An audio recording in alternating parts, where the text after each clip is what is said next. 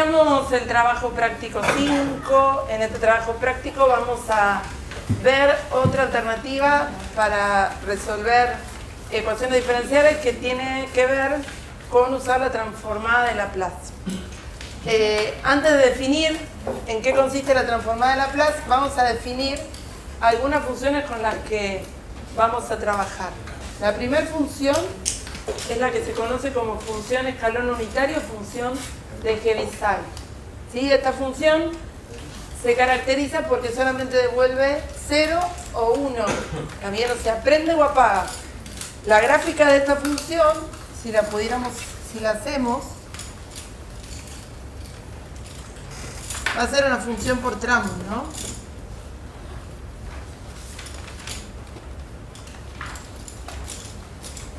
Si este fuera el valor de A, esta función para los valores menores que A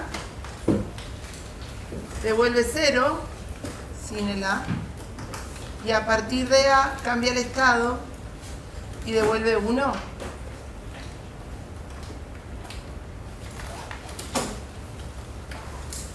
Por eso se la llama escalón unitario, porque devuelve 0, devuelve 1. Como caso particular de esta función, la que va a aparecer mucho en transformada de Laplace es el caso particular en que t vale 0, que va a ser aquella función de Heaviside que devuelve 0 para los t menores que 0 y devuelve 1 para los t mayores iguales que 0. Misma idea, pero el cambio de estado se produce en 1. ¿Sí? ¿Para qué va a ser útil esta función? Esta función se utiliza mucho para definir funciones partidas de manera compacta. O sea, no tener que definirla así por tramos, sino para definirla en una única expresión. Por ejemplo,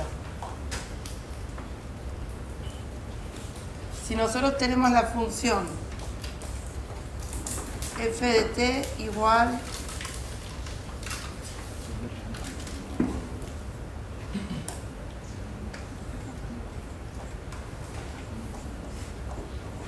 supongamos que tenemos esta función.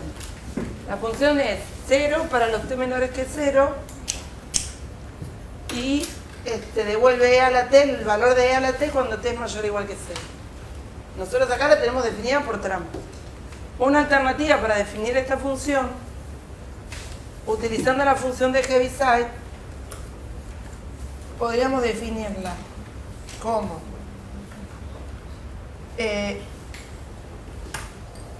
vamos a poner e a la t por u de t. Es cierto que esta función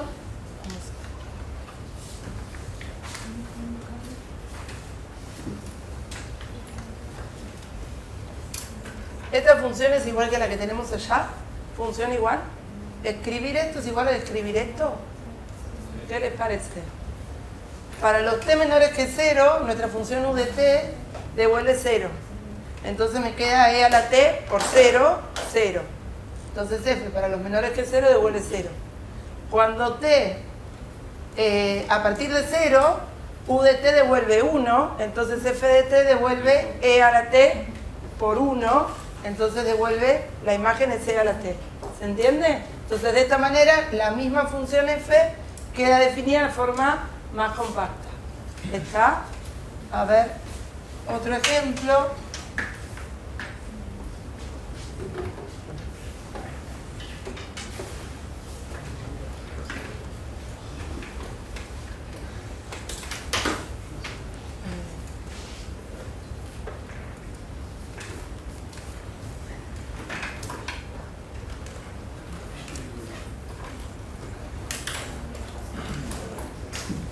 Si yo tuviera esta función, ¿cómo puedo describir esta función en términos de la función de Heaviside? ¿Dónde necesito yo que cambie de estado? Esta función, ¿dónde tiene que cambiar de fórmula? En 1. Entonces la función de Heaviside la voy a hacer, ¿no?, que cambie de estado en el mismo lugar donde cambia de estado mi f. ¿Está bien? Entonces, g de t, ¿cómo la puedo escribir? Va a dar t cubo ¿Cuándo? A partir de 1.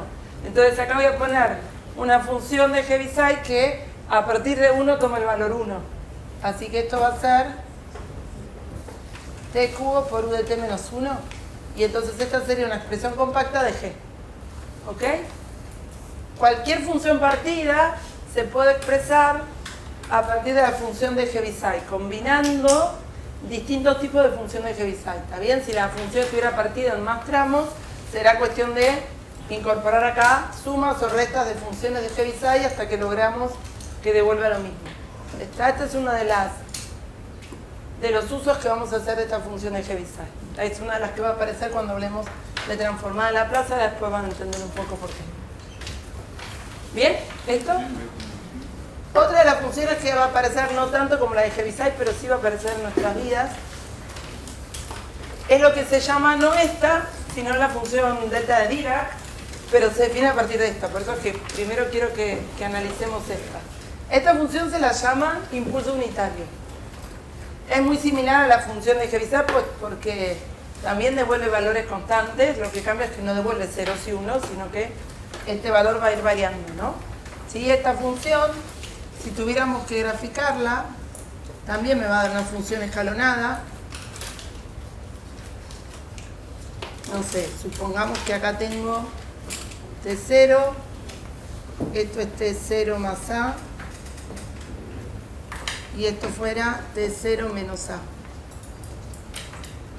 ¿Sí?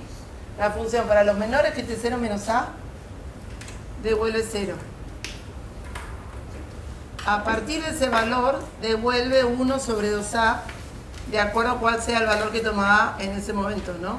O sea, esto no es una función, sino que me puedo definir infinitas funciones de acuerdo a qué valor tome A, de acuerdo a qué valor tome T0, ¿no? Y a partir de acá, estaría cerrado, y a partir de acá vuelve a valer 0. ¿Bien? Esta es la función impulso unitario. ¿Sí? Bueno, la función delta de Dirac se va a definir a partir de esta. Y se define como el límite cuando A tiende a 0 de esta función. ¿Sí? La función delta de Dirac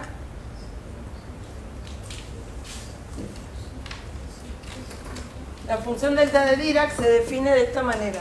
¿Sí? Como el límite cuando A tiende a 0 de la función impulso unitario. ¿Sí? ¿Qué representa? ¿Para qué se utiliza? Si ustedes se fijan en el gráfico anterior, ¿no? Cuando A tiende a 0, nosotros habíamos graficado algo así. Esta era mi gráfica de la impulso unitario. Pensemos qué sucede con esta función cuando A tiende a 0. Primero, ¿qué va a pasar con este intervalo que tenemos acá? Se va a ir achicando, ¿no? Esto se va a ir achicando cada vez más. Y al mismo tiempo, además de que se achica el intervalo, ¿qué pasa con el valor de 1 sobre 2A? ¿Se hace cada vez más grande? ¿Sí? El intervalo se achica y esto tiende a infinito si el A es muy grande, ¿no? A medida que aumenta el A, esto se va haciendo cada vez más grande. Entonces la función delta de Dirac dentro de los usos que tiene es para modelizar fuerzas de gran magnitud que duran un momento determinado y pasan, que duran un muy poquito tiempo. ¿Está? Esto que tenemos acá. Se utiliza para modelizar una fuerza externa de gran magnitud que actúa solo durante un tiempo muy cortito porque la tiende a 0. ¿Está? Como por ejemplo un rayo, un golpe que demos sobre algo. Es algo que actúa en un instante y pasa. ¿Está bien? Este tipo de funciones podrían aparecer en cualquier modelo y nosotros no sabemos cómo trabajar o cómo resolver ecuaciones diferenciales donde aparezcan funciones de este estilo. ¿Está bien? Bueno, la transformada de Laplace nos va a venir a ayudar en este tipo de ecuaciones. Seguimos, vamos a poder seguir resolviendo ecuaciones diferenciales donde del tipo de las que ya resolvimos, pero además una de las mayores utilidades que tiene la transformada de Laplace es que nos van a permitir resolver ecuaciones donde aparezcan este tipo de funciones partidas, que nosotros no estamos acostumbrados a que las funciones que intervienen en la ecuación diferencial sean discontinuas. Bueno, vamos a poder hacerlo a partir de transformada de Laplace. Un ejemplo muy chiquitito que nos va a aparecer simplemente a título ilustrativo para ver qué tipo de cosas podríamos hacer con transformada de Laplace y que vamos a, no tanto la clase de hoy, pero que en algún momento cuando veamos ecuaciones diferenciales vamos a poder resolver, sería un modelo de este tipo, como por ejemplo el modelo de un resorte. Nosotros tenemos un resorte en reposo y supongamos que, bueno, sobre ese resorte hay una masa y que sobre ese resorte efectuamos alguna fuerza determinada. ¿Qué fuerzas van a intervenir en este modelo? La primera que va a aparecer es la fuerza, lo que se llama la fuerza restauradora, la que va a querer volver el resorte al estado de reposo, al estado inicial. Esa fuerza restauradora es aquella que es proporcional, ¿no?, a la cantidad de elongación, o sea, a la distancia que se movió ese resorte, y va en sentido contrario, porque quiere volver al estado inicial. Si yo tironeé de acá, va a ser proporcional a esta distancia que mencionamos acá arriba. ¿Está? Entonces la primera fuerza que aparece va a ser proporcional a X, donde X está pensado acá como el desplazamiento que sufrió ese resorte. ¿Estamos? Otra de las cosas que puede intervenir es lo que sería el amortiguamiento, ¿no?, el rozamiento. Si en cualquier sistema donde esté este resorte va a haber algo que lo va a ir frenando. Esa fuerza de amortiguamiento va a ser proporcional ahora a la velocidad, que en este caso, como X era el desplazamiento, su derivada tiene que ver con la velocidad. O sea que nueva fuerza que interviene en este sistema, en este modelo de resorte. Y por último, podríamos suponer que hay una fuerza externa, o sea, algo que hizo un tirón, por ejemplo, algo que afectó a ese resorte, y a que vamos a llamar, por ejemplo, F de t. Si juntamos todo esto, teniendo en cuenta que la suma de las fuerzas, ¿se acuerdan que fuerza es igual a masa por aceleración? Me va a quedar una ecuación diferencial de este estilo, que es una ecuación diferencial de segundo orden, ¿está bien? Donde M, K y beta van a ser constantes que tienen que ver esta con la masa y K y beta con esas constantes de proporcionalidad. Si nosotros suponemos que esa F tiene la pinta de una delta de Dirac, nosotros no sabemos resolver este problema. Porque en la ecuación diferencial aparece una función que no es una función en sí, sino que tiene que ver con un límite. Entonces nosotros hasta este momento no sabemos cómo resolver algo de este estilo. Bueno, la transformada de Laplace es la que nos va a permitir resolver este tipo de cosas. Transformar esas funciones partidas en funciones en una única ecuación que nos va a permitir llegar a la respuesta de cómo se comporta este determinado modelo. Esa es una de las utilidades que vamos a ver de transformada de Laplace. ¿Ahí está? Entonces, bueno, esto por ahora queda pendiente. Primero vamos a ver cómo se define la transformada de Laplace, cómo se hacen las transformadas de Laplace, para después poder empezar a usar y llegar a resolver este tipo de ecuaciones diferenciales o ecuaciones de las que ya vimos. Esencialmente Laplace trabaja con problemas a valores iniciales. Ese es uno de los requisitos que tiene la transformada de Laplace. Va a poder resolver ecuaciones diferenciales asociadas a problemas a valores iniciales. Ese va a ser un requisito. Pero bueno, ya llegaremos a eso. Vamos a ver cómo se define la transformada de Laplace. Bueno, nos pide, dada una función que esté definida de 0 más infinito, continua por partes. Esto quiere decir que si tiene discontinuidades, le voy a pedir que sea un conjunto finito de discontinuidades, o sea que este intervalo 0 más infinito se pueda dividir en intervalos más cortitos donde la función resulte continua. Bueno, se llama transformada de Laplace de f, se indica de esta manera L de f de t a la función que va a depender de una variable p y que está definida por esta integral impropia. Para resolver la transformada de Laplace de una función tenemos que resolver una integral impropia. Y esta transformada va a tener un dominio que va a estar asociado a los valores de p para los cuales esta integral es convergente. O sea que yo voy a resolver la integral y en algún momento tendremos que imponer condiciones sobre p de manera que esta integral resulte convergente. ¿Qué quería decir que resulte convergente? ¿Se acuerdan que las integrales impropias están asociadas con límites, ¿no?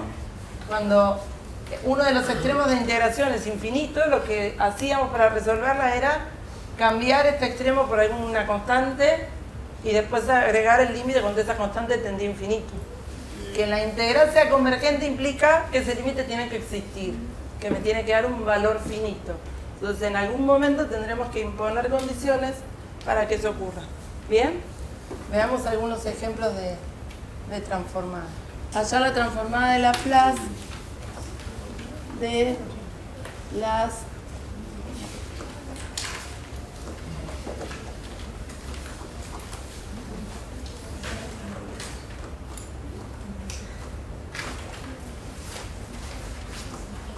bueno,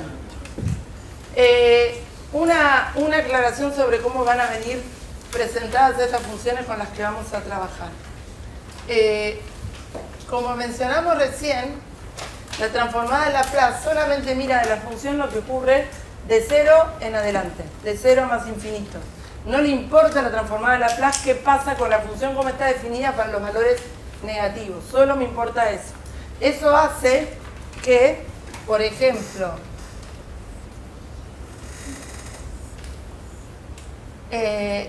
esta función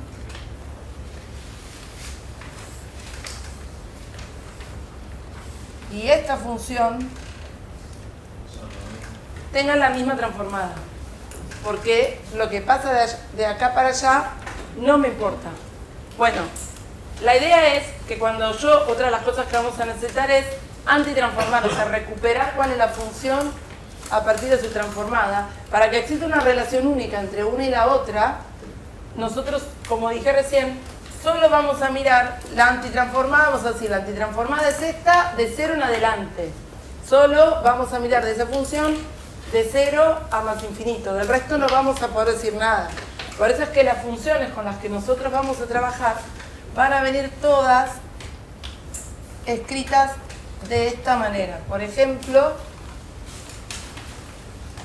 f de t, si yo quisiera encontrar la transformada de 1, de la función constante 1, no voy a escribir 1, sino que voy a escribir 1 por u de t. ¿Qué quiere decir? Que de la función constante f igual 1, solo miro de 0 a más infinito. Eso es con lo que vamos a trabajar. Lo que pasa detrás de 0 para los menores, para los negativos, no lo vamos a tener en cuenta. Por eso es que todas las funciones van a estar multiplicadas por una u, por alguna función de Heaviside. Puede ser u de t, puede ser u de t menos algo, pero siempre van a estar acompañadas de alguna función de Heaviside. De ahí la utilidad y por eso la presentamos ahí. Bueno, ¿cómo se calcula la transformada de Laplace de esta función? F de t se definía como la integral de 0 a más infinito de f por e a la menos p por t diferencial de t. ¿Sí?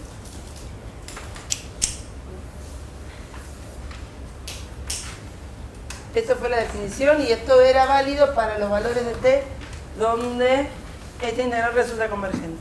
Bueno, nuestra función f de t en este caso sería sustituida por 1, porque solamente miro de 0 en adelante, ¿no? Y a partir de 0, u de t devuelve 1, así que esta u de t en el momento de reemplazarla acá no cambia nada, ¿no? Porque devuelve 1 o 0, y a partir de 0 devuelve 1. Entonces, esto va a ser igual a la integral de 0 a más infinito de 1 por e a la menos p por t. Para encontrar la transformada de Laplace de esta función deberemos entonces resolver esta integral. Como es una integral impropia, esto va a ser igual al límite, por ejemplo, cuando r tiende a más infinito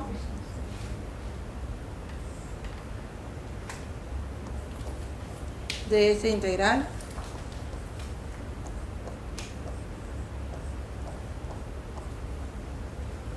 ¿Sí?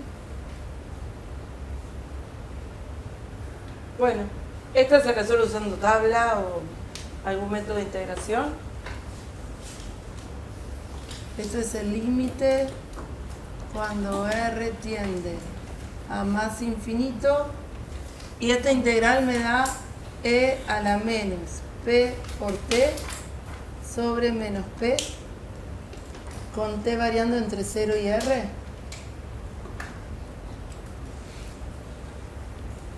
¿Sí? Y esto es el límite cuando R tiende a más infinito de E a la menos P por R sobre menos P, que es el resultado de evaluar en R, menos el resultado de evaluar en 0, que me da 1 sobre menos P. Y lo que sigue es resolver ese límite.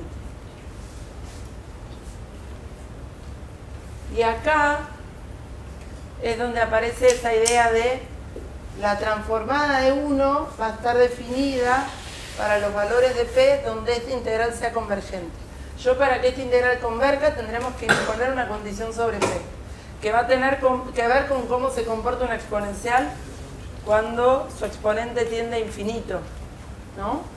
Pensemos en eso, a ver.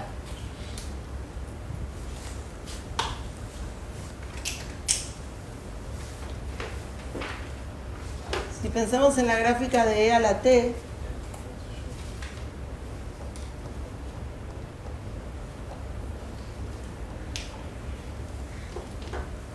cuando el exponente se hace cada vez más grande, o sea, cuando X tiende a más infinito, ¿qué pasa con la exponencial? Tiende a más infinito, ¿no? Si me alejo del origen para el lado de los positivos, la gráfica se hace cada vez más grande, ¿no? O sea, tiende a más infinito. Si me alejo del origen para el lado de los negativos, a medida que me alejo del origen, la gráfica que tiende a 0. Entonces, ¿yo qué voy a necesitar? ¿En cuál de los dos casos necesitaría estar? ¿Que el exponente tienda un número positivo o negativo? Negativo. Entonces, ¿qué es lo que sabemos nosotros? Nosotros ya sabemos que este R tiende a más infinito. R tiende a más infinito. Entonces, acá donde tendré que condicionar, ¿qué valores puede tomar P? Para que ahora, esto yo necesitaría que tendiera, ¿qué? El exponente, para que todo esto tienda a 0 y se elimine la exponencial, porque el caso contrario es que tienda a infinito y entonces sea divergente. ¿Bien? Bueno, ¿qué signo deberá tener? ¿Qué signo deberá tener esta expresión si yo quiero que este exponente tienda a menos infinito? P tiene que ser positivo. ¿Está bien? Menos P debería ser negativo, para que negativo, cuando R tienda a más infinito, todo el exponente vaya a menos infinito. ¿Está bien? Como menos P necesito que sea negativo, voy a necesitar que P resulte positivo. ¿Está bien? Si P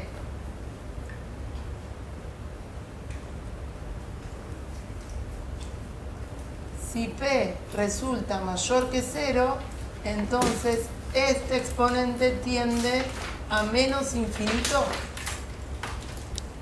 ¿Sí? Por lo tanto, la exponencial, ¿a qué tiende? Si el exponente se va a menos infinito, la exponencial se va a 0. ¿Sí? Y entonces este límite, ¿qué me va a dar? Bueno,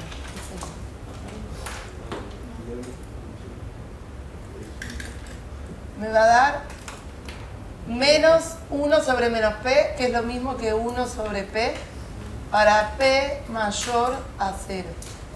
Y ahí encontramos la primera transformada. O sea, la transformada de Laplace de 1 es 1 sobre P para los P mayores a 0.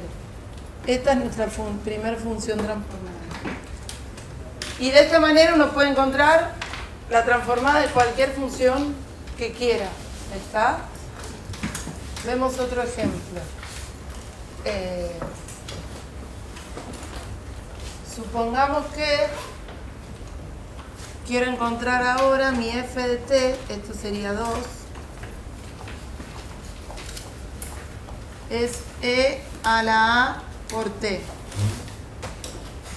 Siempre por u de t, ¿sí? Para que de nuevo uno pueda ir y volverse entre transformada y antitransformada de manera unívoca. Misma idea, para encontrar antitransformada tengo que resolver una integral impropia. Entonces, planteo transformada de f es integral de 0 más infinito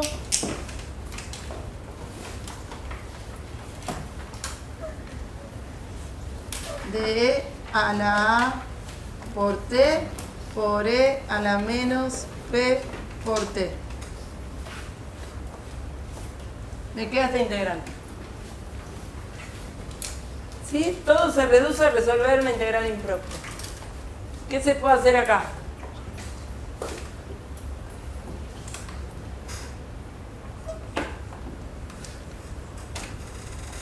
Hacemos aparecer, ¿no? R, cambiamos el infinito por una variable, el límite cuando R tiende a infinito, de la integral entre 0 y R, ¿de qué? ¿Qué podríamos hacer acá para poder resolver esta integral?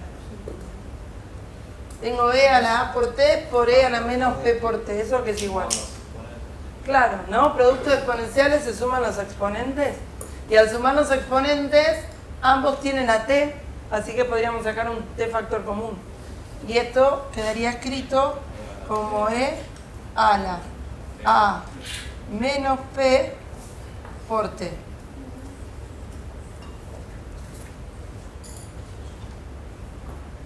¿Sí? Nuevamente, la integral es similar a la que resolvimos recién.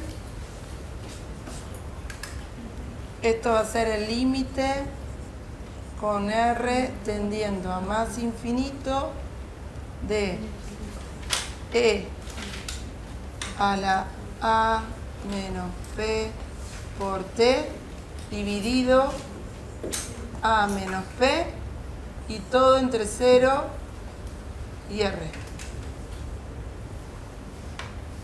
¿Sí? Evaluamos en los extremos.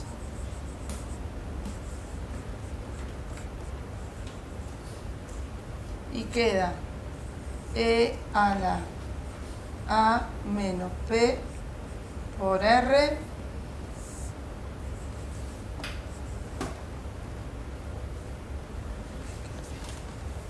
sobre a menos p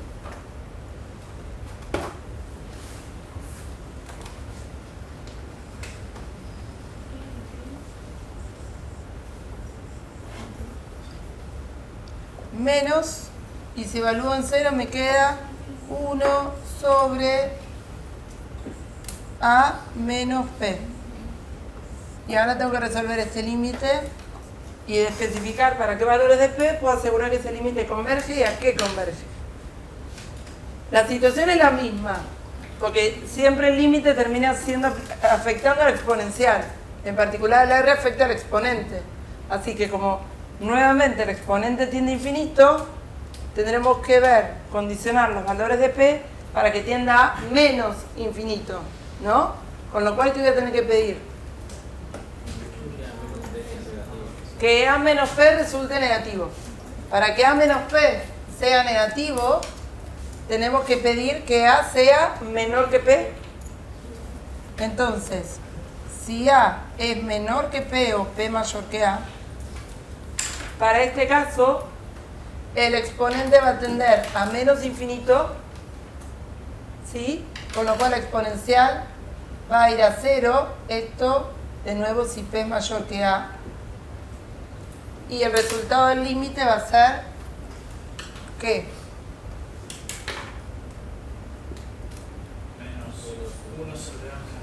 Menos 1 sobre a menos p, o para que nos quede más simpático, 1 sobre p menos a. Así no nos olvidamos del menos. Con p mayor que a. ¿Está bien? Entonces, esta idea se